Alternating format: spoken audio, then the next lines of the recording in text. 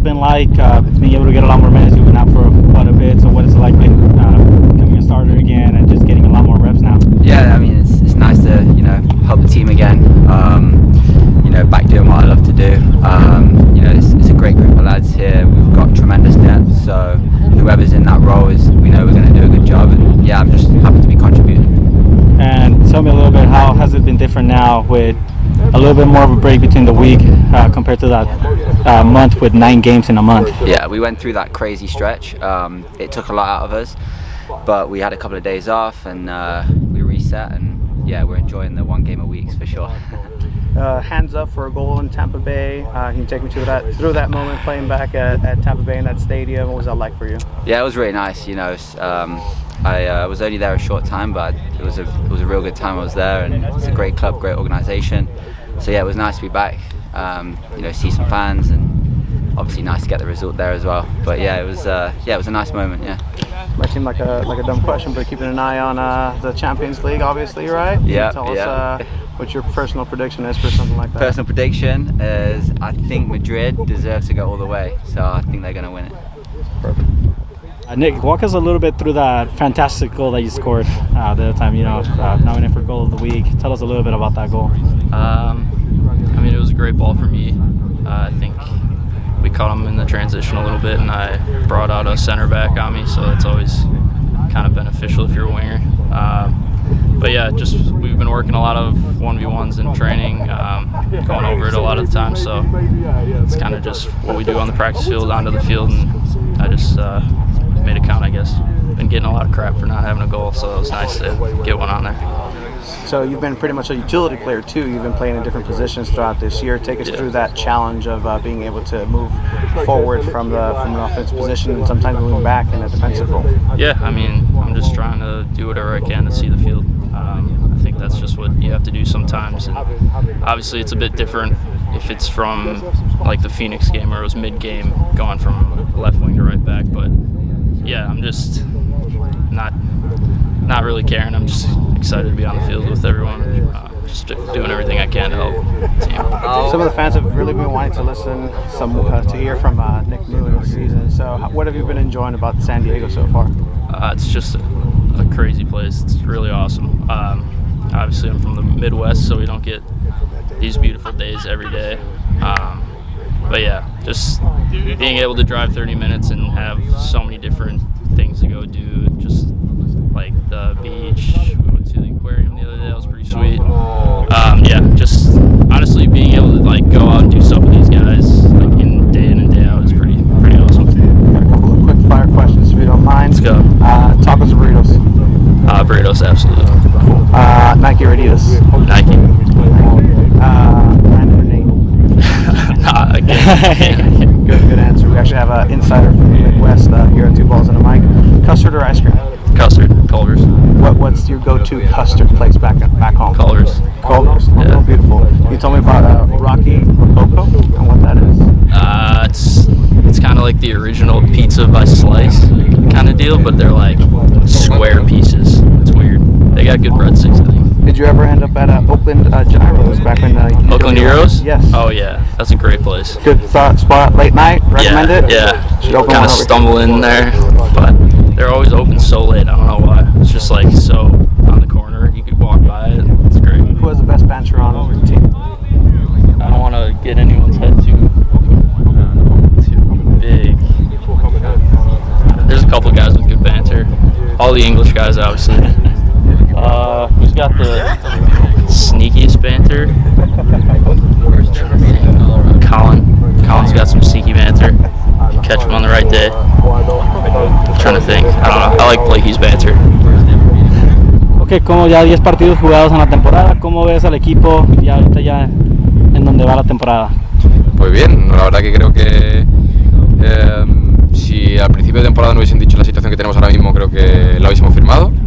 También es verdad que, o yo por lo menos tengo la sensación de que en algún partido hemos podido sacar más puntos de lo que hemos hecho, por lo tanto creo que aún hay un margen de mejora muy grande. Creo que además este fin de semana contra Colorado tenemos un reto muy bonito, muy motivante, pero creo que en general es muy bien, las sensaciones son muy buenas, el ambiente que se respira en el equipo es fenomenal el juego que está desplegando el equipo creo que es muy bonito.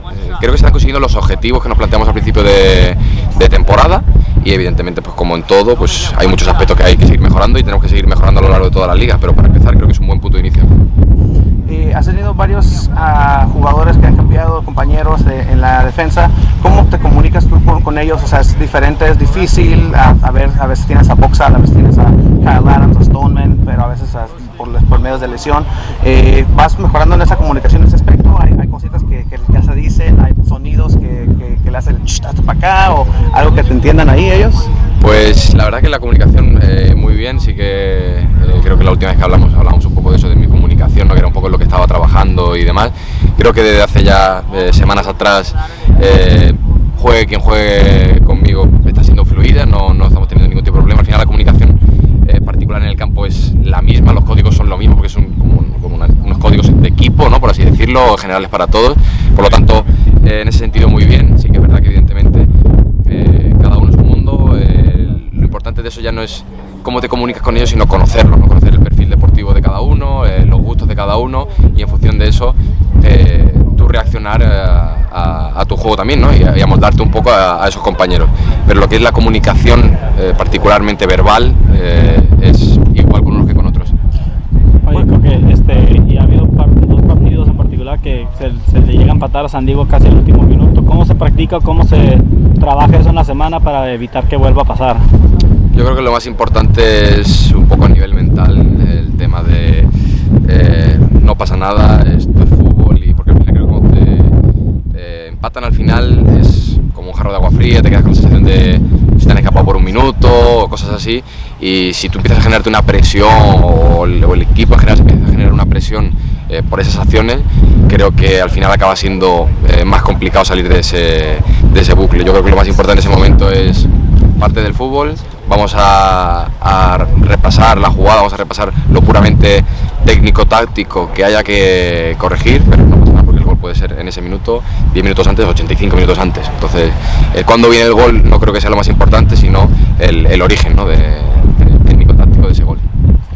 ¿Quién es el más, como decimos aquí, el más cagapalos en el equipo, el que habla más, el que más carrilludo, el jugador que, pues, sabes, el que no se calla, pero sabes qué, es el jugador que quieres en tu equipo, no en contra? Pues yo creo que uno de esos jugadores puede ser Guido. En el campo es un jugador que vive el fútbol con mucha pasión, que constantemente está intentando transmitir energía al equipo y sí, creo que muchas veces es positivo y se necesita ese tipo de jugadores en el campo para contagiar al resto, sobre todo cuando hay acciones como hablábamos hace un minuto, de goles en contra en un momento dado o de que te empatan cuando parece que tú estás jugando bien, todos esos tipos de momentos, o cuando se te ponen por delante y tienes que remontar. Creo que esa energía es muy positiva para sacar, así que sí, me quedaría con Guido, yo creo. Oye, ¿y qué tal los botines Charlie? ¿Los veo ahorita? ¿Cómo te están gustando? Pues bien, ¿no? Hablé con Charlie hace no mucho sobre el tema de que bueno, nos patrocinan a nosotros y a nivel de textil, bueno, no hace falta que digamos nada, tiene más de 70 años de historia Charlie, ya sabemos lo que es, sobre todo en la parte de México, ¿no? Y ahora que están intentando meterse aquí en Estados Unidos con San Diego Loya, que es la primera experiencia que tienen ellos a nivel de soccer, pues hablamos la posibilidad de a lo mejor también hacer camino juntos, de ver qué tal y pues, como puedes ver ahora ando probando las botas de Charlie y bien, la verdad que de momento ando bastante contento, evidentemente no es una primera línea de botas ahora mismo, pero forma parte del proceso, igual que creo que en el textil sí que lo es, a nivel de botas todavía están creciendo y bueno, para mí es un placer también poder crecer con ellos. Una última pregunta, ¿qué es lo más delicioso que has comido aquí en San Diego? Lo más delicioso que he comido aquí en San Diego. ¡Buah! He comido muy bien muchas cosas, pero creo que me quedaría con las carnitas. Creo que muy bien, la verdad que me gustaron mucho. And Landon, so tell us a little bit, how different has it been this past couple of weeks compared to that 1 month where you had 9-10 matches? So how different has that been? Yeah, it's nice to just be able to train. Whether we're home or on the road doesn't really matter to us. What's important to us is the ability to train and continue to improve in the things we're pretty good at and try to get better and better. So having a few weeks now where we can just really focus on training has really helped us. So, what's the conversation like with the players after a couple games where the match was going your way, but it gets tied up late in the match? Is that something, a point of emphasis, where you have to address address it, or is it just something that happens? Yeah, we address everything, and we've had, off the top of my head, at least 4, maybe 5 games in the last 2 years, year and a half, where we give up goals late that cost us points, and so that's not a habit you want to get into. All the situations are a little bit unique, but the reality is we can talk about it till we're blue in the face. You need leadership, you need communication, and then you need guys just making big defensive plays in those moments. We don't play that way where we're in our own box defending for long stretches, so it's not something we're used to or comfortable with necessarily, but something we've worked a lot on in preseason, and we'll continue to work on until we get it right, because those points add up. Are there any updates on Amang? How has he been recovering? How's he feeling right now? Yeah, he's trained both days this week, so he looks very good. Knock on wood, no setbacks. He's got a chance to be in the 18 on Saturday, so we're happy with his progress. Was there any tangible, any games, any tangibles that you can see from that experience in the Open Cup? Obviously, it was a great experience for the players. Now moving into focusing on the league, can you tell that experience that they got is now mirrored here in training? The biggest benefit of playing in Open Cup games and playoff games is throughout the season you don't play in games that are do or die, right? So now